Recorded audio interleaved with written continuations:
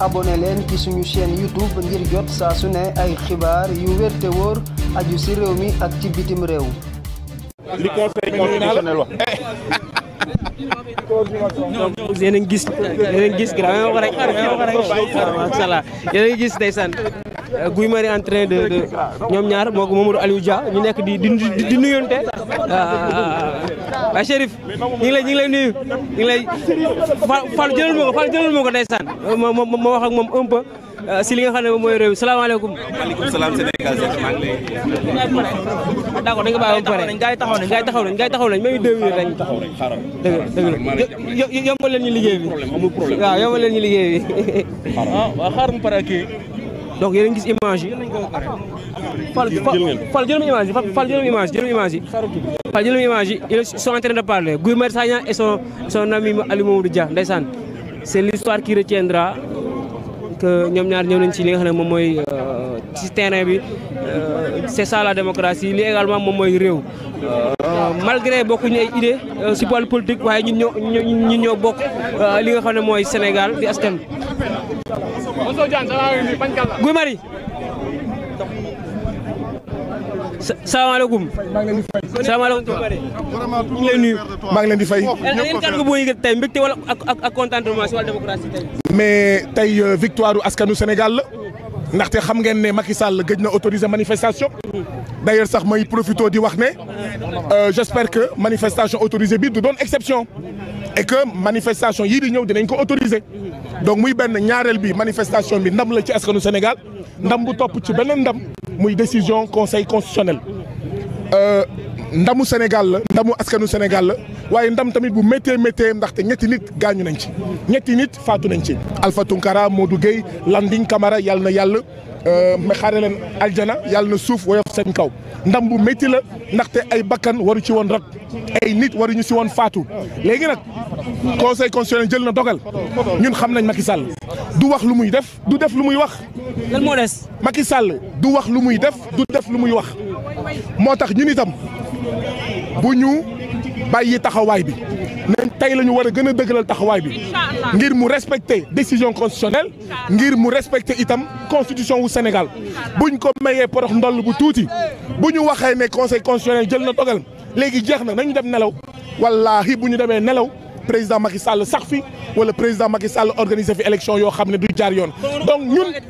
vigilance prudence taxawaay bi na continuer mobilisation bi na continuer ndaxte président Macky Sall du ku ñuy gëm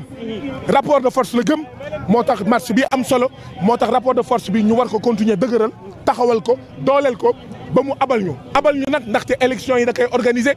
limite bi mooy le 2 avril le 2 avril day dem le 2 avril day def passation de service le 2 avril mooy bés bu mujj ci mandaawam duñ ko ci yokkal benn weer duñ ko ci yokkal benn semaine duñ ko ci yokkal benn fan duñ ko ci yokkal benn minute na ko xam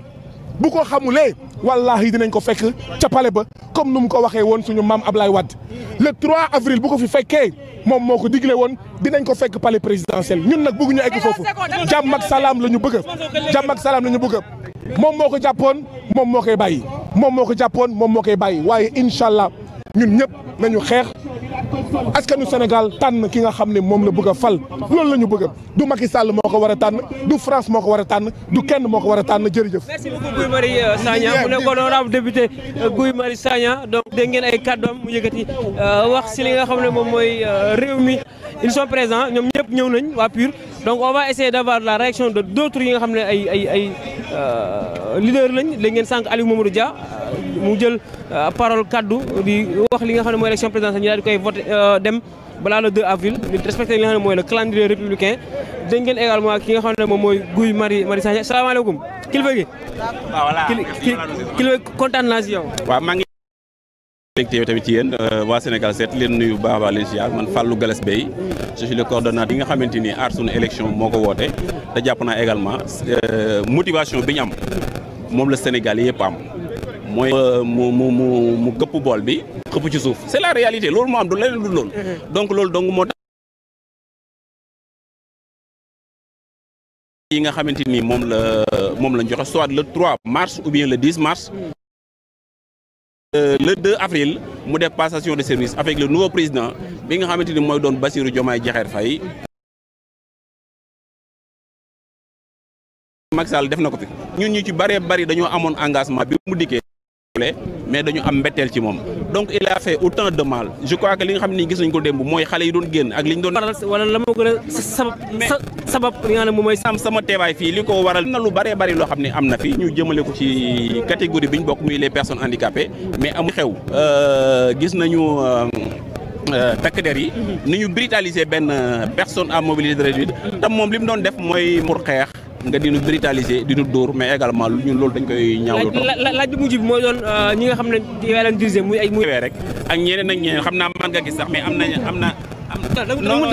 non gis nga le problème mooy sama non le problème mooy sama kii bi mémoire bi moo gisatul mën naa taxaw ñu eggalee bu la dang ñu waxtaan voilà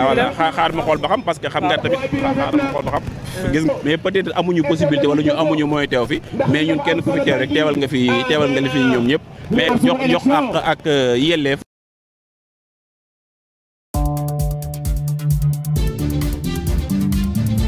SeneInfo International. SeneInfo International. abonné leen ci suñu chaîne YouTube ngir jot saa su ne ay xibaar yu wér te wóor aju ci réew mi ak ci bitim réew.